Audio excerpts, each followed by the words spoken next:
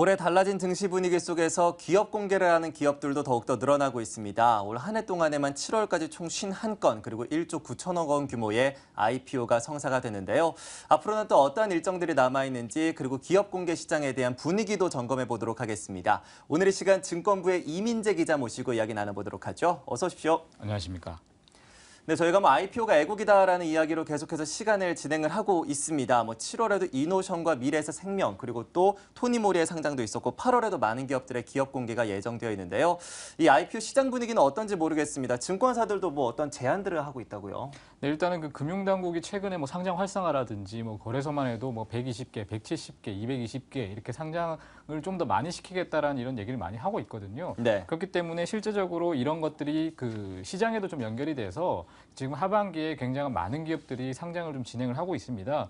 특히나 이제 바이오나 헬스케어 그리고 이제 화장품 같은 경우에는 굉장히 인기도 높고 실제적으로 관련 기업들도 많이들 상장을 하고 있는데요. 업계에서는 이제 아무래도 이제 한국투자증권 같은 경우에는 이제 지금 공동 그 IPO 건수로는 1위를 차지하고 있는데 이런 바이오나 화장품, 제약 이런 것들에 대해서 내년에도 좀 더 상장이 많아질 거라고 예상은 하고 있지만 향후에는 이것 다음, 그러니까 2년 후, 3년 후에 IPO 시장이 좀 어떻게 될 것인지에 대해서도 많이들 좀 점을 치고 있거든요. 특히나 이제 최근에 그 코스닥 시장 중에서도 특히나 이제 IT 관련 부품주들이 좀 안 좋았기 때문에 경기 개선이라든지 이런 것을 통해서 실제적으로 이것이 발전이 되면 2, 3년 후에는 화장품 바이오가 아닌 IT가 다시금 좀 상장 활성화에 많은 기여를 할 수 있을 것 같다라고 좀 얘기를 했고요. 네. 또 재밌었던 점은 지금 관련 정부 정책이 굉장히 좋지만 이것이 좀 일시적이지 않았으면 좋겠다. 그러니까 향후에도 계속 유지가 되면 이런 활성화들이 꾸준히 이루어질 수 있을 것 같다라고 좀 얘기를 했고요. 그리고 KB투자증권 같은 경우에는 특히나 좀 다른 증권사에 비해서 그 한 5년 전에 이제 증권사 IB가 만들어졌기 때문에 좀 신규 후발주자이긴 하지만 굉장히 좀 다양한 스펙이라든지 코넥스 시장이나 코스닥 시장에서 수익률 같은 경우에 1위를 좀 차지하고 있거든요.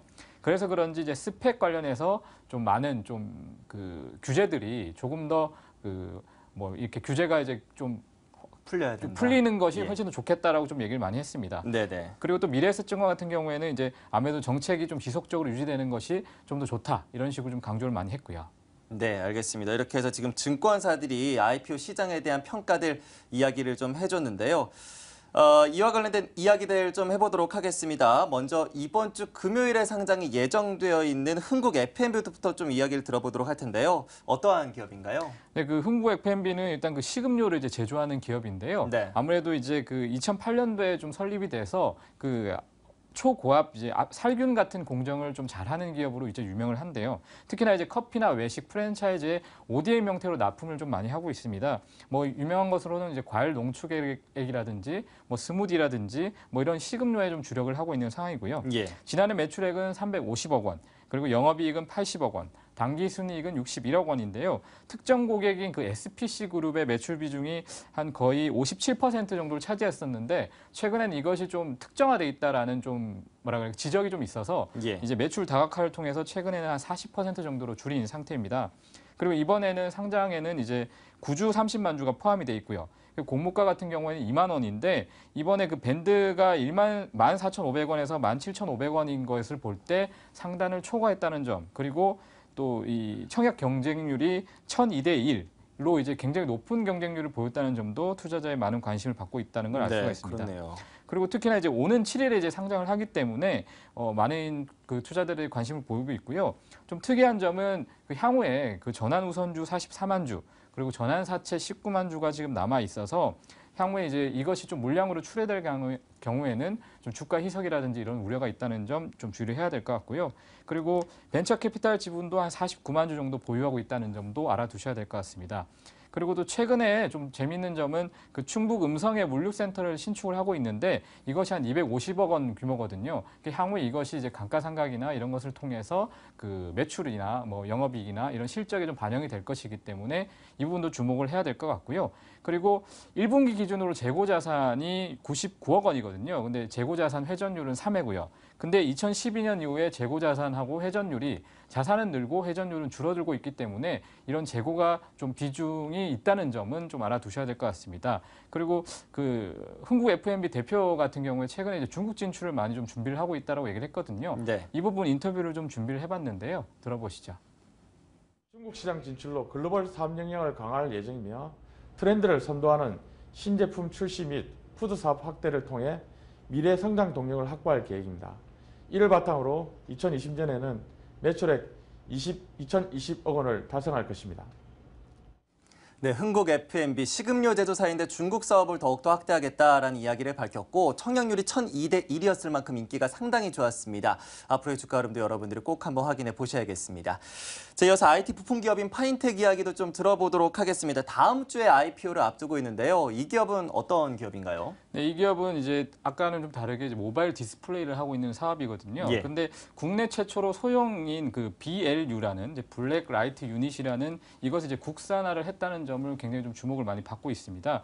뭐 특히나 이제 터치 스크린이라든지 뭐 LCD 모듈이라든지 이런 제품이 굉장히 다양하다는 점도 주목을 받고 있고요. 그리고 지금 공모가 같은 경우에는 1,500원에 형성이 됐고, 그리고 이제 공모 규모는 112억 원. 그리고 시가총액은 공모가 기준으로 볼 때 한 520억 원 정도 됩니다. 그리고 그 오는 14일에 코스닥 상장을 예정해 두고 있고요.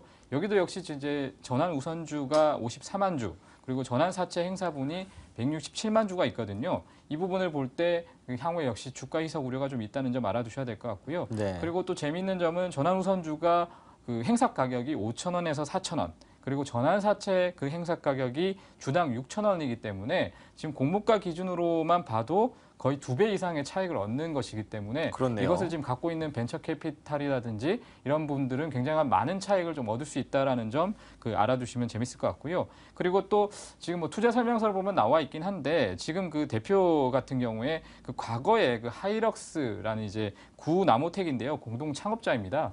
근데 물론 경영권을 인수를 하고 양도를 하긴 했지만 이 하이렉스가 결국 그 인수자가 그 51억 원 정도의 횡령배임을 통해서 상장 폐지가 된 경험이 있거든요. 네. 물론 지금 대표와는 관련은 없지만 예전에 운영했던 회사이기 때문에 조금의 뭐 관계는 있다고 볼 수 있기 때문에 이 부분 역시나 투자 설명서에 명시하고 있다는 점도 좀 주의를 해야 될 것 같습니다.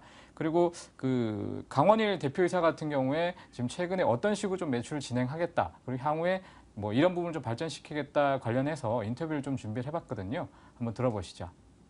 일단 어쨌든 모기업이 삼성이니까 그걸 바탕으로 해서 안정적으로 매출이 좀 확보되고 있습니다. 또한 뭐 고객사 다변화도 많이 하고 있고요. 그래서 지난 2014년도에는 매출 2,108억에 영업이익 93억, 당기순이익 58억을 달성했습니다.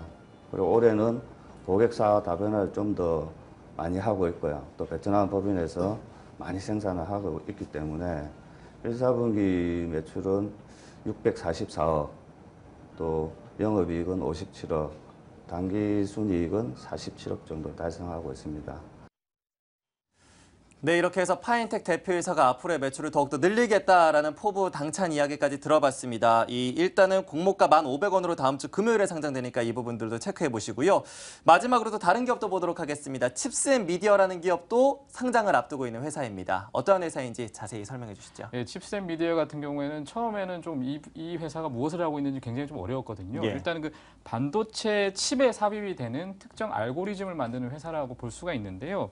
그 2003년도에 설립해서 이 부분야만 지금 계속해서 하고 있는데 국내에서 좀 유일하다는 점이 특이한 점입니다. 그리고 또 이런 알고리즘이 어디에 많이 들어가나 이제 봤을 때 이제 스마트폰이라든지 TV라든지 이런 곳에 들어가고 있고요. 특히나 이 회사가 굉장히 좀 자신이 있어 하는 부분이 뭐냐면 동영상 녹화 그 재생을 담당하는 비디오 IP가 있는데 이 부분에 대해서 굉장히 좀 특화가 되어 있습니다. 그리고 이제 아무래도 국내에서 유일하기 때문에 세계 IP 업체에서는 세계 20위권에 포함이 돼 있다는 점. 그리고 또 지난해 매출액이 108억 원, 영업이익 20억 원, 그리고 당기순이익 25억 원으로 계속해서 실적이 좋다는 점도 관심을 가질 만하고요. 그리고 공모가 같은 경우에는 역시나 그 1,500원에 형성이 됐고 공모 금액은 68억 원 정도 됩니다. 그리고 이제 지금 칩스앤미디어가 이 앞서 설명드린 기업 중에서는 제일 빨리 이제 상장을 하게 되는데 오는 5일 수요일 날 이제 코스닥 시장에 상장을 하게 되고요. 그리고 이 기업 같은 경우에는 원래 이제 코넥스에 있다가 이제 코스닥으로 이전 상장한 그러니까 8번째로 이전 상장에 성공한 기업이라고 볼 수가 있습니다. 그리고 또 임직원 대상에서 주식 매수 선택권, 그러니까 스톡 옵션이 31만 주 정도 있다는 점 좀 재미있는 점이고요. 그리고 지금 최대 주주가 텔레칩스라는 곳이거든요. 여기서 이제 127만 주의 그 칩스앤미디어의 그 그 지분을 가지고 있는데 그 텔레칩스의 이장규 대표이사가 지금 칩셋 미디어의 이사를 겸임하고 있다는 점도 주목해야 될 것 같습니다. 그래서 그 김상현 그 대표이사 같은 경우에 지금 최근에 이제 회사가 어떤 것에 좀 주목을 하고 있는지 관련해서 좀 그 간담회를 했었거든요. 그 인터뷰를 한번 들어보시죠. 멀티미디어 동영상이 지원되는 모든 디바이스, 즉 세트에는 저희 IP가 다 적용이 가능하다고 볼 수 있겠습니다. 저희가 이쪽은 거의 100% 저희가 주력하고 있고요. 향후에는 이 영상 관련해서 유관된 사업에도 저희가 앞으로 계속적으로 R&D 그 연구개발을 통해서 진출하려고 하고 있습니다. 네, 이렇게 기술력도 좋고 매출도 확보가 된 기업들의 상장이 앞두고 있습니다. 그런데 증권사에서는 이 같은 IPO가 더욱더 활성화되기 위해서는 일정 부분의 개선점이 필요하다라는 이야기도 내놨는데요. 한국투자증권과 KB투자증권, 미래에셋증권의 IB 관계자들의 이야기도 모아봤습니다. 화면으로 함께 확인해 보겠습니다. 특히 이제 IT 쪽이 상당히 침체돼 있는 상황인데 이런 부분들이 빠른 시간 내에 좀 새로운 먹거리로서 등장을 좀 했으면 좋겠다는 생각이 들고 IT가 워낙 또 침체다 보니까 이제 한쪽 방향으로 나머지 방향인 바이오 헬스케어, 뭐 화장품 이런 쪽으로 굉장히 집중되고 있는데 나머지 업종에 대해서도 아직까지는 전반적인 업종의 상당 부분을 차지하는 게 IT 쪽이거든요. 그런 업종에 있는 회사들이 빨리 경기가 좀 더 회복돼야지 상장에 기폭제가 되지 않겠냐는 생각이 드는 거고. 지금 이제 지정 감사인 제도가 들어와서 스펙의 장점이 조금 이제 축소됐다라는 이제 그런 부분이 하나 있고요.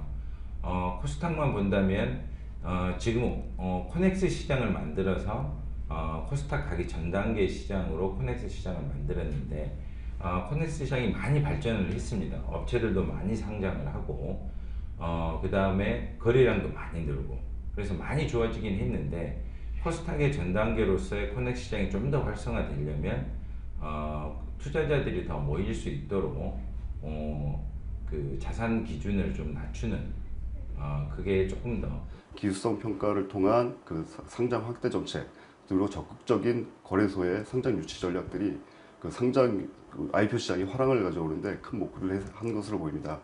따라서 향후에도 이러한 그 벤처 기업들에 대한 그 정부의 뭐 기술적인 지원, 자금 지원, 세제 혜택 등 다각적인 방면에서의 정부의 정책적 지원이 그 어느 때보다도 확대되어야 될 것으로 보입니다. 네, 이렇게 해서 증권사들이 바라보고 있는 IPO 시장에 대한 분위기와 함께 또 기업 공개를 앞두고 있는 기업들의 이야기도 들어봤습니다. 증권부의 이민재 기자와 함께했습니다. 오늘 말씀 고맙습니다. 감사합니다.